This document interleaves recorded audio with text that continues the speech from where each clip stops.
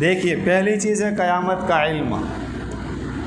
ख़ुद मुस्लिम शरीफ, बुखारी शरीफ, तिरमिज़ी सब में ये रिवायत है, बिल्कुल सही रिवायत, जिसमें हज़रत जिब्राईल अलैहिस्सलातु वस्सलाम एक इंसानी शक्ल में आए और नबी करीम सल्लल्लाहु अलैहि वसल्लम से मुख्तलिफ़ सवालात किया आपने।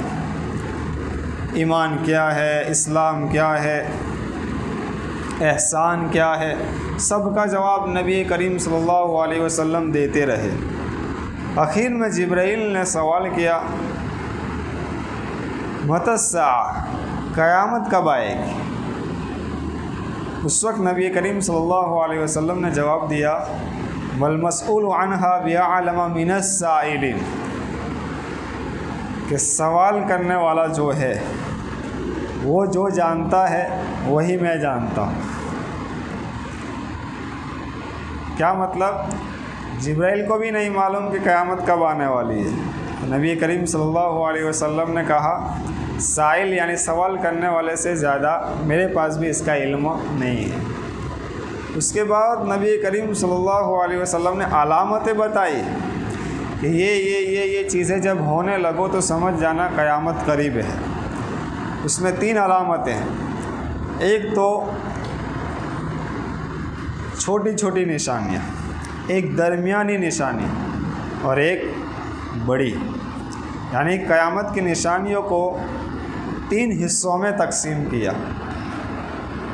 एक तो है अलामत सुगरा, यानी छोटी छोटी जो अक्सर पूरी हो चुकी है, जैसे बेहयाई काम होना। आज देखिए कितनी बेहयाई का ज़माना है, बेपर्दगी का कितना ज़माना है, ज़िनाकारी कितनी आम हो चुकी है। यहाँ तक है हदीस की किताबों में ज़िना इतना आम होगा कि जानवरों की तरह खुले रास्तों पर ज़िना किया जाएगा क़यामत से करीब करीब। उस वक्त का सबसे बड़ा वली वो होगा जो सिर्फ़ इतना कह दे कि भाई ये काम आप किसी जगह पर आड़ में छुप कर करो। ये सबसे बड़ा वली होगा उस ज़माने में। यानी अंदाज़ा लगाओ कि ये जुमला बोलने में भी इंसान को कितनी तकलीफ़ होगी।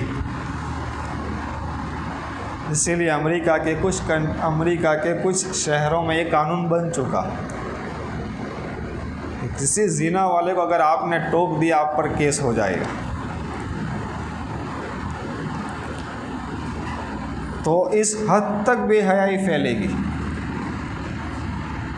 इसी तरह अलामात वुस्ता यानी क़यामत की दरमियानी निशानी, सबसे पहली दरमियानी निशानी क़यामत की इमाम महदी का ज़ाहिर होना। जब महदी का ज़ुहूर हो जाए उस वक्त समझ लो कि बहुत ज़्यादा क़यामत करीब है।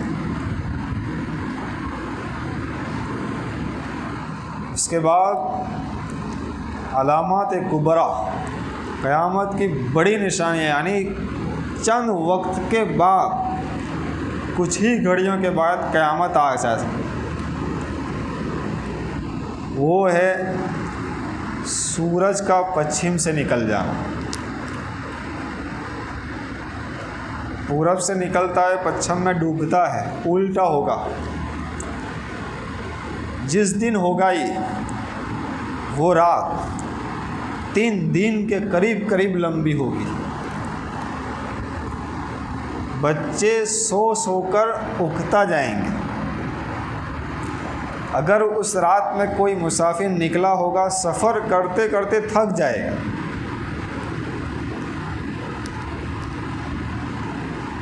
यहाँ तक कि फिर लोग दिए और बैटरियाँ लेकर निकलेंगे कि सूरज कहाँ है। लेकिन उस वक्त लोग समझ जाएंगे, फिर लोग आएंगे मस्जिदों में, घरों में, तौबा करेंगे अल्लाह से, लेकिन किसी की कोई तौबा कबूल नहीं। तौबा के दरवाज़े अल्लाह तबारक व तआला ने सूरज के पश्चिम से निकलने तक खुले रखे।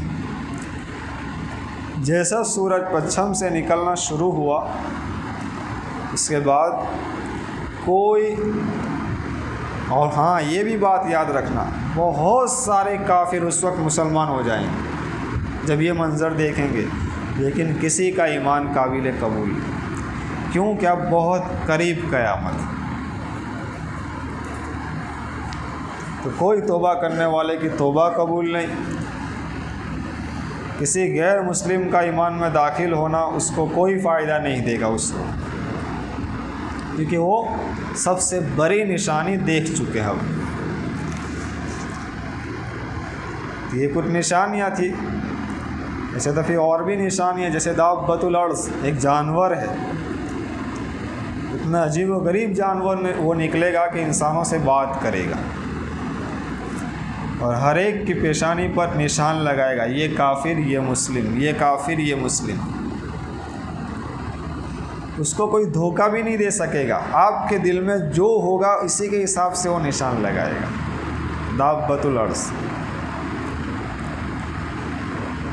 और तकरीबन 3 दिन हो जाए और एक इतना बड़ा पत्थर हो, तो 3 दिन हो जाए तब जाकर उसका सिर्फ आधा जिस्म आप देख सकेंगे। वो जब निकलेगा तो इतना बड़ा होगा, अजीब व गरीब जानवर होगा, लोग डर जाएंगे। उसकी एक चीख मशरिक़ से मगरिब आवाज़ पहुँचेगी। तो ये क़यामत की बड़ी निशानियाँ, बहुत जल्द फिर क़यामत कायम हो जाएगी।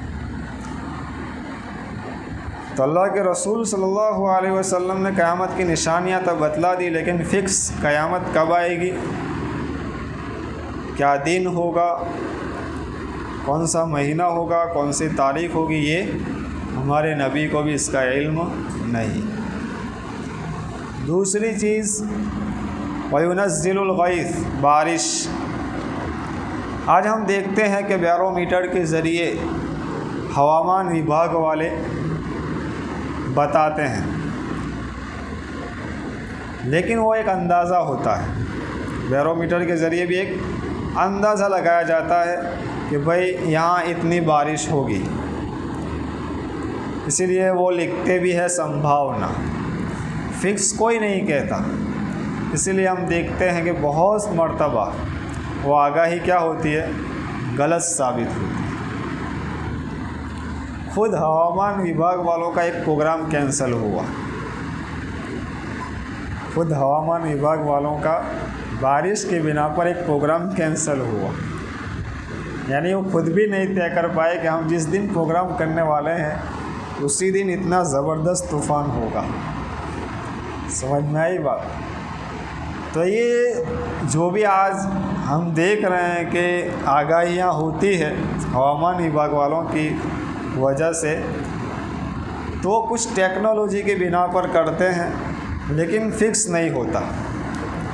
और यहाँ सिर्फ इतना नहीं है, बल्कि अल्लाह तबारक व ताला को ये सब मालूम है कि बारिश कितनी होगी, कितनी मिक़दार में होगी, रहमत वाली, ज़हमत वाली, ये सब तो कोई भी बता सकता नहीं। तो ये दूसरी चीज़ हो गई जिसका इल्म सिर्फ़ और सिर्फ अल्लाह को और किसी को नहीं।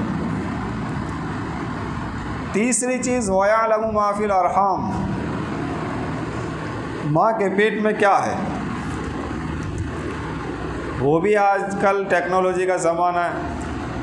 अल्ट्रासाउंड के ज़रिए डॉक्टर हज़रात बताते हैं, लेकिन यहाँ भी एक अंदाज़ा होता है। और कुरान का अंदाज़ हम देखें, पूरी गहराई में उतरें, तो अल्लाह तबारक व ताला ने लफ्ज़ माँ का इस्तेमाल किया है। वयअलमु माँ, मीम अलिफ ज़बर माँ, यानी अल्लाह तबारक व ताला बात किस वक्त की कर रहा है। आपका अल्ट्रासाउंड मशीन अगर बताता भी है तो कब बताता है, 7वें 8वें या 9वें महीने में। उस वक्त तो रूह आ चुकी होती है, जान आ चुकी होती है। अल्लाह तबारक व तआला ने लफ्ज़ इस्तेमाल किया है माँ का। माँ अरबी में आता है निर्जीव वस्तु के लिए, जिसके अंदर जान न हो। ऐसा अरबी में कहना हो ये पंखा, तो माँ हाजा, माँ हाजी, ये क्या है। लेकिन अगर इंसान के लिए कहना हो तो माँ नहीं आएगा, मन आएगा। मन हाजा, ये कौन है, क्यों, सजीव है, जानदार है, रूह वाला है। अल्लाह तबारक व तआला बात कर रहे हैं वयअलमु मा फिल अरहम, यानी मियाँ बीवी ने जब मुलाकात की और हमल ठहर गया, तभी हमल या तो एक नुत्फ़े की शक्ल में या तो फिर एक और ज़्यादा 40 दिन गुजरेंगे तो एक बोटी की शक्ल में बनेगा, खून की शक्ल में। उस वक्त की अल्लाह तबारक व तआला बात कर रहे हैं कि वो बच्चा होगा या बच्ची, लड़का होगा या लड़की,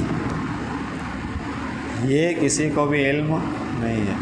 अल्ट्रासाउंड मशीन बताता है कब, मन होने के बाद, यानी रूह भी आ जाती है, फिर भी 4 महीने में कोई नहीं बता पाता। 120 दिन के अंदर अल्लाह तबारक व तआला की तरफ से फरिश्ता आता है 4 चीज़ों को लेकर, एक रूह, इसी तरह ये नेक होगा या बदबख्त होगा, तीसरी चीज़ उसको रोज़ी कितनी मिलेगी, चौथी चीज़ वो कब मरेगा और कहाँ मरेगा। 4 चीज़ें फरिश्ता लेकर आता है 120 दिन के बाद। यहाँ से हज़रत अली का फतवा, 120 दिन के बाद कोई औरत अपना हमल ज़ाय नहीं कर सकती, वरना कत्ल का गुनाह लाजिम होगा।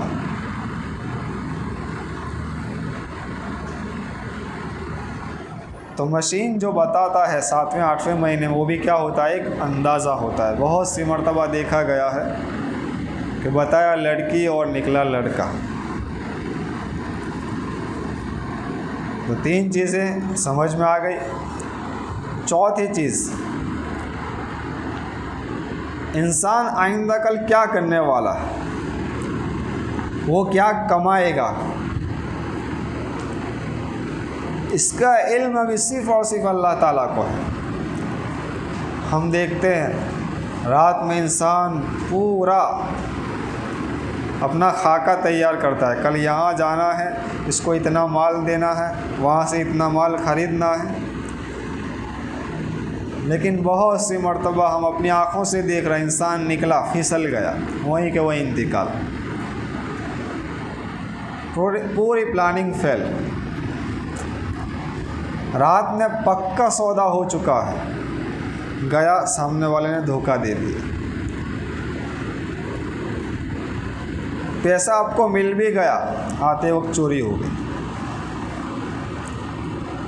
तो इंसान आइंदा कल क्या करने वाला है, क्या कमाएगा, कितना कमाएगा, इसका इल्म भी सिर्फ़ और सिर्फ किसको है, अल्लाह तबारक व तआला को। 5वीं चीज़, वमा तदरी नफ्सुम बिअय्यि अर्दिन तमूत, किस ज़मीन पर उसका इंतकाल होगा, ये भी कोई शख्स बता नहीं सकता, सिर्फ़ और सिर्फ अल्लाह तबारक व तआला को इसका इल्म है। इंसान सोचता भी नहीं है कि मैं वहाँ जाकर मरूँगा या उस जगह पर मेरा इंतकाल होगा। तफसीर मज़हरी, इसी तरह अबू सऊद बहुत बड़े मुफस्सिर हैं, इसी तरह तफसीर मदारिक, ये मुख्तलिफ़ तफसीर की किताबों में हज़रत सुलेमान अलैहिस्सलातु वस्सलाम के ज़माने का एक वाक़या नकल किया है कि हज़रत सुलेमान अलैहिस्सलाम के पास एक इंसान बैठा हुआ था, मलिकुल मौत का फ़रिश्ता आ गया इंसानी शक्ल में। अब आप जानते हैं हज़रत सुलेमान अलैहिस्सलाम को अल्लाह ताला ने हर चीज़ पर हुकूमत दी थी, हवाओं पर, मच्छरों पर, समुंदर की मखलूक पर, मछलियों पर, सब पर हुकूमत, हवाओं पर भी हुकूमत, जिन्नातों पर हुकूमत।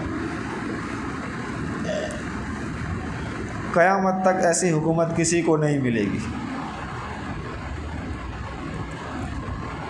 मलिकुल मौत उस शख्स को घूर कर देखने लगा, वो डर गया। उसने हज़रत सुलेमान अलैहिस्सलाम से कह दिया कि मुझे इससे दूर करो। हज़रत सुलेमान अलैहिस्सलाम ने हवा को हुक्म दिया, हिंदुस्तान के किसी जंगल में इस शख्स को पहुंचा दिया गया। हवा ने उसी जगह पर मलिकुल मौत आए और वहाँ रूह कब्ज़ कर ली उसकी। सुलेमान अलैहिस्सलाम ने उसको बोला, मलिकुल मौत को, कोई इस इंसान को तो घूर कर क्यों देख रहा था कि फलाने जंगल में उसकी रूह कब्ज़ करना अल्लाह तबारक व तआला ने उसके हक़ में लिखा था। मैं बड़ा हैरान था कि वक्त बहुत कम है, लेकिन यकीन था कि अल्लाह ताला ने उसकी वही रूह लिखी है कि किसी भी हाल में वहाँ पहुँचेगा।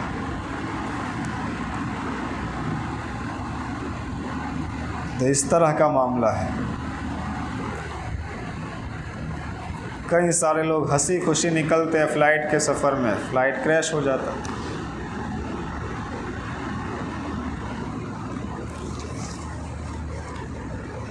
लिहाजा ये गैब की 5 चाबियां कहा जाता है उसको, कि इन गैब का इल्म सिर्फ़ और सिर्फ अल्लाह ताला को। वो हमारे बिदअती हज़रात कहते हैं हमारे नबी को सारा इल्म था गैब का। इसी तरह बाबा पीर वली के बारे में कहते हैं कि उनको सारा इल्म हो जाता है गैब का। ये क्या है? सरासर झूठ है।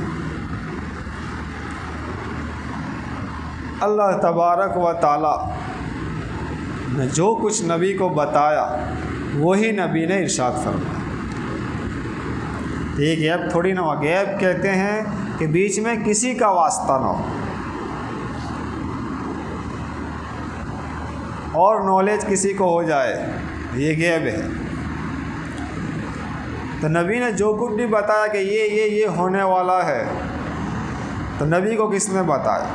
अल्लाह तबारक व तआला ने। तो ये गैब थोड़ी ना हुआ। अगर नबी को गैब का इल्म होता तो इतनी सारी लड़ाइयों में नबी जाते? जब पता है कि आपके दांत टूटने वाले हैं, जब पता है कि 70 सहाबा शहीद होने वाले हैं, तो उन सहाबा को भेजते नबी? खुद की बीवी हज़रत आयशा रज़ियल्लाहु ताला अन्हा तोहमत लगी ज़िना की। अगर गैब का इल्म होता तो नबी हज़रत आयशा को उनके घर भेजते? बहुत सारे ऐसे दलाइल है जिससे साबित होता है कि गैब का इल्म सिर्फ़ और सिर्फ अल्लाह तबारक व तआला को है। नबी को इतना ही इल्म है जितना अल्लाह तबारक व तआला ने बतलाया। बिल्कुल यही मामला वली के साथ होगा। जिस वली को अल्लाह तबारक व तआला कश्फ और करामत से नवाजे, वो वली वही बता सकता है जो अल्लाह तबारक व तआला ने उसके दिल में खोला। वरना जो लोग कहते हैं कि ये ऐसा है, वे ऐसा है, ये होगा, वो होगा, ये समझ लो शैतानी ताकत है।